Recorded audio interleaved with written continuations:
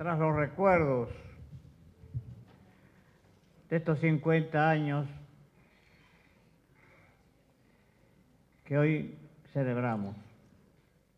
Lo recuerdo como si fuera ayer. Vargas Amorín diciéndonos: estoy enfermo, no resisto homenajes, pero si hay que hacer una reunión política para analizar la vida del partido y del país, ahí estoy. Háganla, que estoy presente.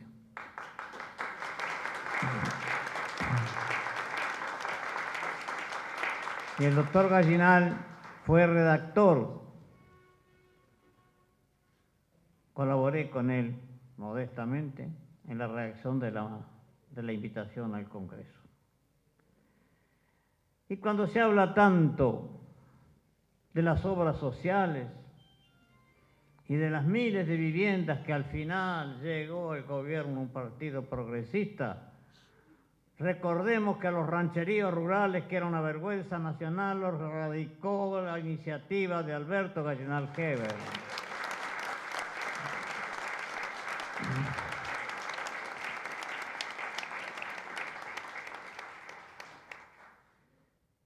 Y cómo no voy a recordar con la más profunda emoción a los compañeros que formaron las bancadas del movimiento, que venían a esta casa todos los días a tejer los instrumentos para servir al país mejor. Muchos de ellos se han marchado, han muerto, nos han dejado su herencia. Yo quiero recordar un episodio muy especial. Como no nos podíamos reunir en otro lado, cuando moría un compañero, se decía el discurso en el cementerio en homenaje al compañero, pero en homenaje a los ideales que el compañero defendía, que eran los ideales de la libertad y de la democracia. Y un día estábamos reunidos los 10 o 12, y entre ellos estaba Ramiro Julio Borrás, un profesional de Colonia que era diputado por el movimiento de Rocha, de los que fue defenestrado en el momento de la dictadura. Y alguien me llamó la atención de que no parecía ético hablar de estos temas en el cementerio. Y yo le dije: qué mejor homenaje al compañero caído que hablarle, despedirlo con aquellas palabras que sintetizaban lo mejor de su pensamiento. Y esto lo ratificó plenamente Ramiro Borrás, que dijo estas palabras: si alguno de nosotros muere, hay que hacerlo, porque es la forma de aprovechar una circunstancia desgraciada para hablar de las cosas que nos están palpitando en el alma. No habían pasado un mes que lo asesinaron. Y a mí me tocó la tristeza y el honor de despedirlo y repetir sus propias palabras: ante la muerte, el mejor homenaje es prometer continuar la lucha que ellos iniciaron y que ellos llevaron a cabo. Y así lo hicimos. Esto de que se elogia que estuvimos tratando de devolverle al país, en la medida de nuestras posibilidades, las virtudes de la democracia, tampoco es un gran mérito. No es un gran mérito. Fundamentalmente para quienes éramos legisladores, quienes habíamos recibido la confianza del pueblo para representarlo, quienes todos los días hablábamos de la democracia, invocábamos la democracia, nos amparábamos en la democracia, el día que la pisotearon y la desterraron de esta tierra, ¿acaso no teníamos la obligación de salir a luchar por ella y de luchar hasta el final para recuperarla como luchamos? Era un deber ineludible, era un deber ineludible. Y vivimos horas tristes y dolorosas, y asistimos a entierros y a velorios, y a consolar gente torturada, y a visitar hogares sin padres, sin madres o sin hijos, que se sabían estaban presos por razones ideológicas. Pero también tuvimos algunas recompensas, como fue la victoria formidable que le infligimos a la dictadura en el plebiscito del 80, impidiéndole la continuidad.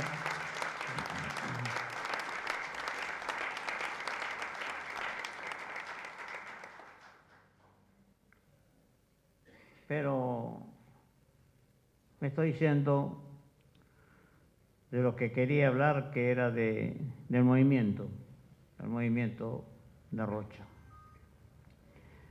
Dicen en este texto que se leyó, y es verdad, que lo iniciaron dos ciudadanos que no tenían cargo público alguno.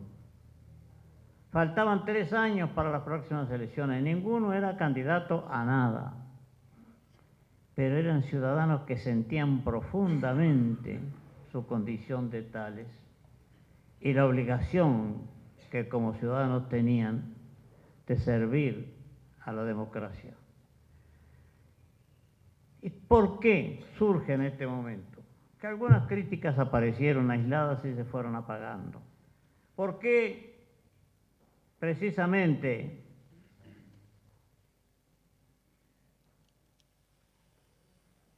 el 8 de marzo del 64? La situación del país en ese momento era muy especial. Hoy estamos festejando o recordando que el movimiento tiene 50 años, medio siglo. Pero ¿qué 50 años? ¿Qué 50 años dolorosos para el país? ¿Qué 50 años de acontecimientos tremendos que han sacudido a la República? Es en el 60 que se agudiza una crisis multifacética, económica, social, política.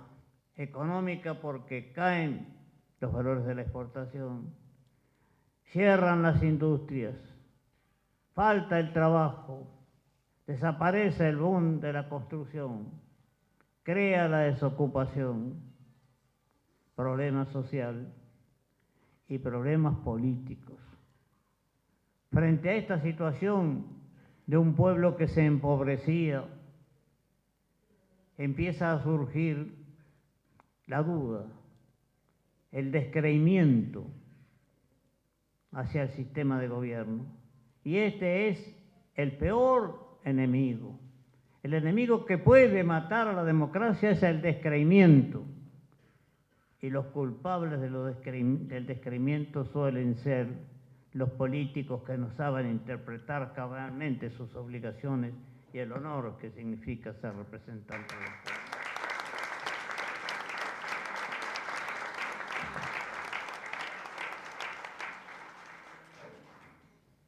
Esta década de crisis política, social y económica, hechos importantes, pero fue la década donde apareció la violencia de la guerrilla de los Tupamaros, que fue respondida por un gobierno que al principio actuó en el marco constitucional y después fue arrasado detrás del despotismo de Estado. Y yo oigo a algunos decir, nunca más despotismo de Estado. Nosotros vivimos los dos despotismos, el del Estado y el de la guerrilla suicida, y el de la guerrilla asesina. No hay un solo terrorismo. Terrorismo es siempre una acción criminal, sangrienta, brutal y ciega que castiga a las poblaciones. Por lo tanto, rechazo frontal a toda forma de terrorismo, por más que algunas de ellas pretendan, esgrimiendo aquel conocido adagio de que el fin justifica los medios. Entonces, para crear sociedades libres, para crear justicia, recurre al instrumento tremendo del asesinato, del terror y de la muerte. Fue lo que pasó en el país, de uno y otro lado, fue lo que pasó en el país. Pero antes que esto pasara, o mientras esto pasaba, había gente en el país que desprestigiaba constantemente a la democracia y que esperaba ansiosamente a la dictadura. Y sabemos quiénes eran, los mismos que hoy se proclaman campeones de los derechos humanos y que entonces reclamaban por una dictadura.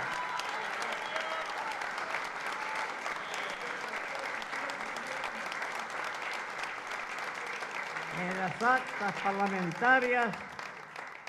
las actas parlamentarias están las discusiones al efecto. Y en los diarios de la época también. Prominentes hombres de partidos que se llaman progresistas reclamaban la dictadura. Al estilo peruano, decían. No, al estilo de la violencia. Al estilo que no se diferencia en nada de los otros totalitarismos, ni del fascismo, ni del nazismo, ni del comunismo. Son descendientes y son emparentados directos de esos sistemas suicidas que padeció el mundo.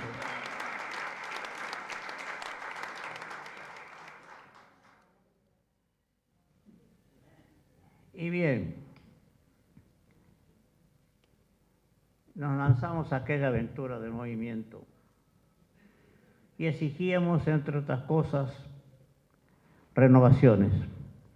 Fíjese que Javier Barrios Zamorán habla en ese discurso de un tema fundamental que aún se sigue hablando, de la reforma de las estructuras agrarias. Y cita que hay un ministro, era Wilson, que hay un ministro que tiene un interesante proyecto que habrá que estudiar. Es al único gobernante que él cita. Y bien, han pasado los años. ¿Qué hemos hecho? Porque nuestra exposición de esta noche, nuestra pobre exposición de esta noche, tiene que explicar cosas de por qué sucedieron, por qué salimos con este movimiento. Pero también tiene que hacer una rendición de cuentas. ¿Se quedaron en las declaraciones o hicieron algo en ese sentido? ¿Y qué hicieron? Proclamaron una indeclinable adhesión a la legalidad. Y bien, cuando vino la dictadura, nos lanzamos a luchar por el restablecimiento de la legalidad y no descansamos hasta no establecerla. Es claro que tuvimos problemas muy graves. Y yo le decía, tremendos 50 años, que sucedieron cosas tremendas. Nada menos sucedió, le dije, que la aparición de la violencia. Pero otra cosa, tuvimos elecciones con un candidato preso, vergüenza nacional e internacional.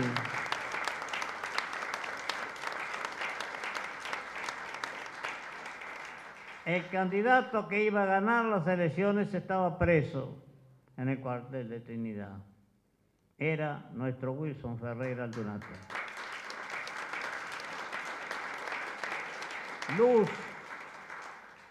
Luz que se encendió en un partido que parecía en un momento un tanto apagado. Y yo recuerdo, y ahí me preguntó un periodista, cuál es el momento de su vida política que más le gustó, que más lo siente. No hay duda, la campaña del 71. Salir a las calles, salir a las plazas, salir a las carreteras, llegar a los pueblos y ver esas multitudes fervorosas que estaban reclamando por un partido más militante, más firme, más constructivo y que camina hacia la victoria para desterrar el continuismo del Partido Colorado. Fue una de las razones por las que aparece el movimiento también. Llevábamos casi 100 años sin rotación de los partidos en el poder. Teníamos durante 93 años un mismo partido. Y ese mismo partido no solo sufrió el desgaste natural que sufren los partidos en el gobierno, se llenó de vicios, se llenó de corrupción, ejerció el fraude, tuvo policías militarizadas, policías prepotentes que se llevaban por delante la voluntad de los ciudadanos, llenaba sus cuadros electorales con funcionarios públicos que pagaba el Estado, creaban situaciones de justicia intolerable. Recordarán, y si no preguntan a sus mayores, cuando para la jubilación había que ir por cuota, no por derecho. A la jubilación se otorgaba por cuota política, el teléfono se otorgaba por cuota política, la leche en algunos barrios pobres por cuota política, en los comedores por cuota política. Esa vergüenza se vivió por la continuidad excesiva de un partido en el gobierno. Y llega el Partido Nacional. Y cuando llega el Partido Nacional es cuando sentimos que llegó el momento de decir hay que terminar con estas prácticas. Y hay que terminar con los privilegios que se votaron en estos últimos tiempos, en aquellos últimos tiempos. Se había votado la famosa ley de los colachatas, es decir, aquella que permitía que los legisladores importaran autos sin pagar impuestos, cuando el resto de la población, si quiere un auto, tiene que pagar impuestos. Se decía, a manera de argumento, sí, pero el legislador tiene obligaciones que cumplir, tiene que visitar el país. ¿Y el médico? ¿Y el juez? ¿Y la policía? Todos los servidores públicos. Pero lo peor es que era una ley hecha por los que se iban a beneficiar, como la ley para la vivienda, como la ley para los préstamos, como el famoso 383. Todo eso había ido creando descreimiento. Por eso es que se insiste en las declaraciones del 8 de marzo del 64, en que gobernantes, funcionarios y agentes deben mantener la más estricta moral en el ejercicio de su función. ¿Acaso era algo nuevo? ¿Acaso era algo nuevo, revolucionario? No. ¿Cuál es el motivo fundamental de la revolución de Aparicio Saravia del 97? La moral administrativa. Reclama lo mismo que entonces. Entonces no estábamos inventando nada nuevo. Estábamos esgrimiendo los viejos principios del Partido Nacional.